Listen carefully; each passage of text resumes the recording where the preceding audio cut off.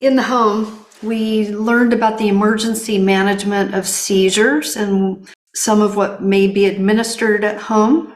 Dr. Harlembus educated us on that. For these caregivers in the home, and this seizure has hit that 5-minute mark or is exceeding 5 minutes, is there a general recommendation, realizing that each animal is different? So what we say, and the reason we take 5 minutes is because, like I presented initially, most seizures start spontaneously and stop spontaneously. And most seizures only last a couple minutes. So if a seizure hasn't stopped in 5 minutes, we're concerned that it may not stop and the animal may be getting into the situation of status epilepticus, which is either repeated seizures without an intervening period of consciousness or a very prolonged seizure. And that in itself can do significant damage to the brain and the rest of the body.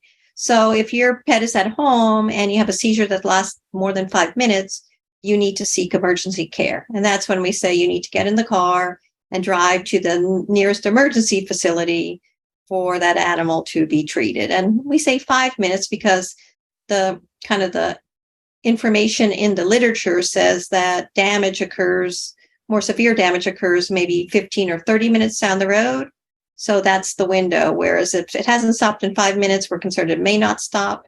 And we need to get someplace so they can stop it before it does cause serious damage and hopefully lessen the potential of side effects from the seizure itself. Okay, and we heard some about what can be administered in the home. One thing that I'm unfamiliar with is what's included in a typical emergency pack that you might send home with these patients that seem to have frequent seizures. Yeah, so that may vary again based on how bad the seizures are and what sort of medications the animal's on. But in general, I would say when people will send home what we call a cluster protocol or a rescue protocol, it includes some sort of benzodiazepine. So that would be midazolam or diazepam. And those are usually administered either intranasally, so by dripping it into the nose, usually with midazolam, or is administered rectally for diazepam. And that's going to stop the seizure. And then what's done beyond that varies. What we'll oftentimes do with our patients is have them give additional doses of the standard medications that the dog's already getting with a set regimen on. You shouldn't receive a certain number over a certain amount of time.